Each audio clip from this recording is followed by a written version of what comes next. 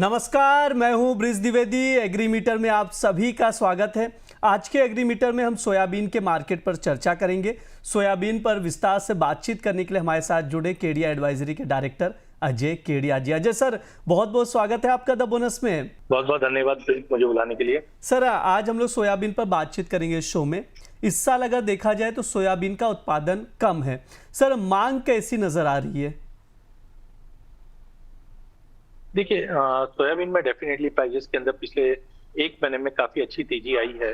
But पहले भी हम देख रहे हैं कि 5,000 के ऊपर प्राइजेस बिल्कुल सस्टेन नहीं कर पा रहा है। थोड़ी बहुत हमने देखा भावांतर के चलते, हमने अराइवल्स में भी थोड़ा आते हुए देखा है।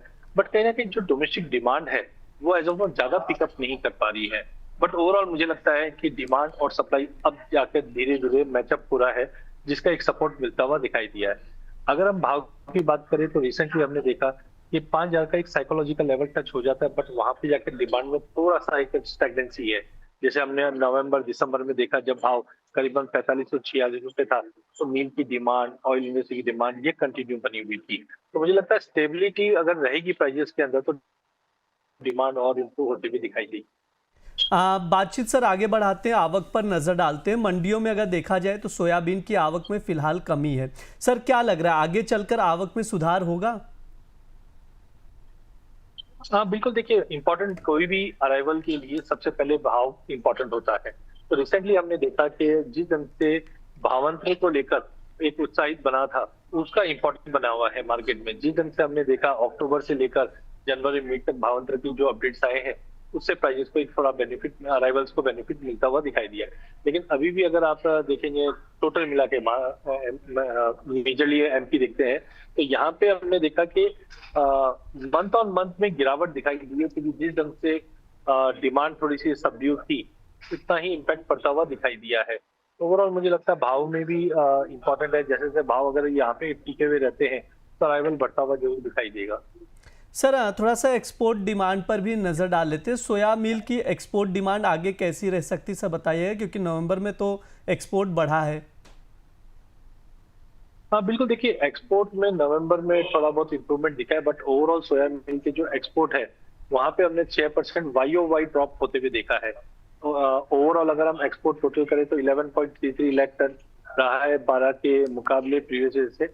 बट मुझे लगता है कि अगर प्राइजेस थोड़े और स्टेबल यहाँ पे रहते हैं या थोड़ा सा पुल बैक आ जाता है, तो कहीं ना कहीं उसका इम्पैक्ट भी पड़ता हुआ दिखाई देगा। देखिए सबसे इम्पोर्टेंट जो रहा है पॉलिसी फिट रहा है ग्लोबल मार्केट के अंदर, जहाँ पे डीजीजीएस की एबिलिटी की वजह से हमने मार्क खाते हुए देखा है डिमांड्स के अंदर। बट अब मुझे लगता है कि जैसे जैसे ग्लोबल मार्केट में स्टेबिलिटी बन रही है, प्राइजेस को एक बेनिफिट मिलता हुआ दिखाई देगा।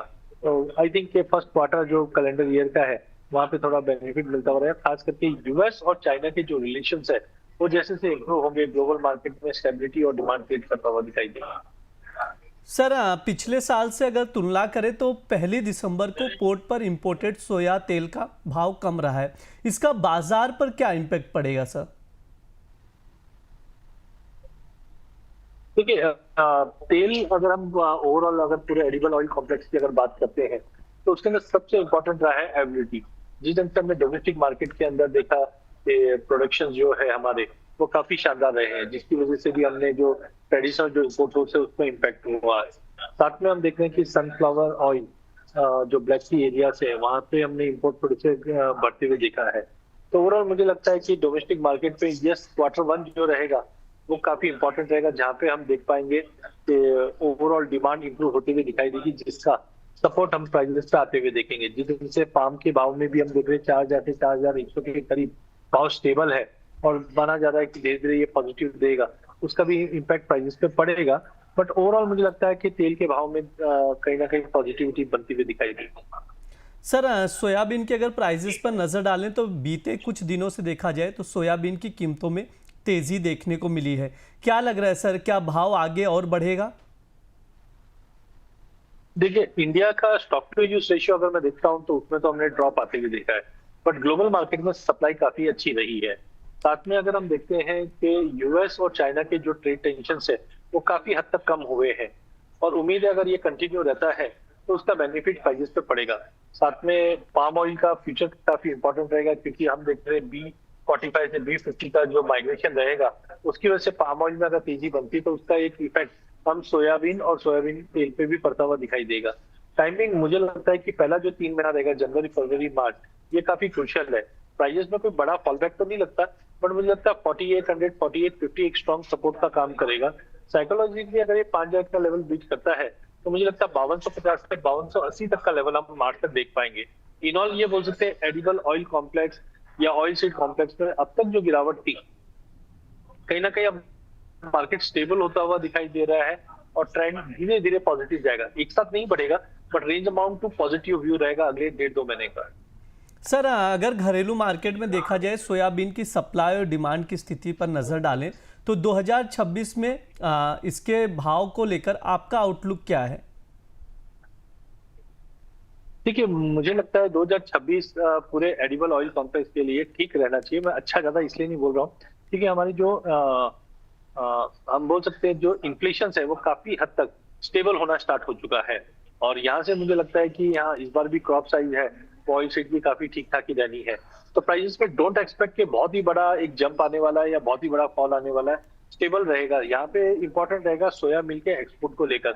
अगर वहां से इंप्रूवमेंट आता है तो उसी का एक कैस्केडिंग इफेक्ट सभी पे पड़ते हुए भाव के अंदर मुझे लगता है कि आने वाले टाइम में सोयाबीन करीबन 5200, सोया तेल है इसमें भी मुझे लगता है कि 3 से 4% का जंप आ सकता है क्योंकि जनरली जनवरी फरवरी मार्च अपने डिमांड के लिए जाना जाता है।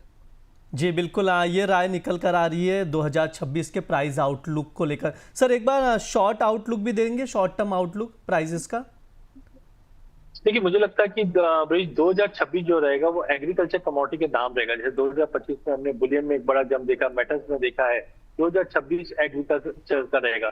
जैसे हमने 2021 के अंदर देखा कि एडिबल ऑयल कॉम्प्लेक्स या पूरा ऑयल सीड कॉम्प्लेक्स में जबरदस्त तेजी थी, फिर बाद में हमने स्टैग्नेंसी देखी। अब धीरे धीरे हालांकि इंडिया में स्टॉक टू यूज रेशियो काफी ड्रॉप हो चुका है, इंटरनेशनल मार्केट में अभी भी बना हुआ, लेकिन कंजम्पशन जैसे जैसे बढ़ेंगे भाव को सपोर्ट मिलेगा। तो मुझे लगता है पूरा 2026 की अगर मैं बात करूं तो खास करके ऑयल सीड इंडस्ट्रीज के अंदर अब एक बेस बन जाएगा और एक तेजी का रुख को दिखाई देता है। खास करके सोयाबीन है, मुझे लगता है कि फर्स्ट हाफ के अंदर नए क्रॉप की जो गणना करने हैं उससे पहले अगर हम देखते हैं तो मुझे लगता है आराम से 5500-5600 तक के भी लेवल देख पाएंगे। बट डिपेंड करेगा कि अगले साल की सोइंग के नंबर्स कैसे रहेंगे, वेदर कैसे रहेंगे। बट एटलीस्ट फर्स्ट हाफ की बात करो तो मुझे अच्छी तेजी दिखाई देती है सोयाबीन के प्राइसेस में।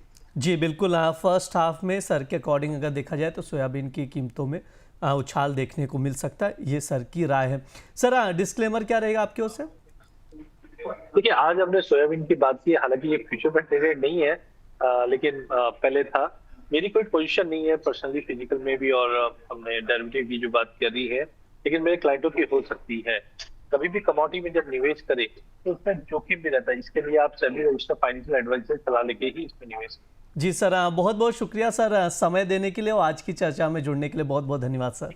बहुत बहुत धन्यवाद। ये हमारा एग्री मीटर शो है। इस दौरान तमाम एग्री कमोडिटीज पर हम लोग बातचीत करते हैं। इस बार हमने सोयाबीन पर चर्चा की है, फंडामेंटल्स बताए गए, एक्सपोर्ट इंपोर्ट के आंकड़े समझाए गए हैं, प्राइजेस के रेंज बताए गए हैं, क्या कुछ आउटलुक रहेगा 2026 का, तो आप लोग भी इस पर नज़र बनाकर चल सकते हैं। इसके अलावा आप लोगों को बता दें, द बोनस आप लोगों के लिए एक वेबिनार का आयोजन करने जा रहा है जिसमें आप लोग हिस्सा ले सकते हैं। शेयर बाजार में मल्टीबैगर शेयर कैसे खोजें, शेयर को खोजने की तकनीक क्या है, किस तकनीक से एक्सपर्ट्स बेहतर रिटर्न वाले शेयर खोजते हैं, आप भी वो तकनीक जान सकते हैं, आप भी मल्टीबैगर शेयर चुनने के एक्सपर्ट बन सकते हैं। इसके लिए आपको कुछ नहीं करना है, शनिवार के दिन द बोनस के स्पेशल वेबिनार में जुड़ना है। मार्केट एक्सपर्ट रचित खंडेलवाल आपको मल्टीबैगर शेयर चुनने की तकनीक समझाएंगे। इस वेबिनार में जुड़ने के लिए आपको स्क्रीन पर दिए गए QR कोड को स्कैन करना है, तो देर मत करिए, 10 जनवरी शनिवार को जुड़िए, बातचीत की जाएगी। इसके साथ ही आप लोगों को बता दें, द बोनस की रिसर्च टीम लगातार कोशिश कर रही है कि आप लोगों के लिए प्रीमियम और एक्सक्लूसिव कंटेंट लेकर आया जाए, स्पेशली प्राइम मेंबर्स के लिए। तो आप लोग भी द बोनस का प्राइम मेंबरशिप लीजिए और एक्सक्लूसिव कंटेंट का एक्सेस पाइए। फिलहाल के लिए एग्री मीटर में इतना ही रहेगा। आप लोग बने रहिए द बोनस के साथ। धन्यवाद।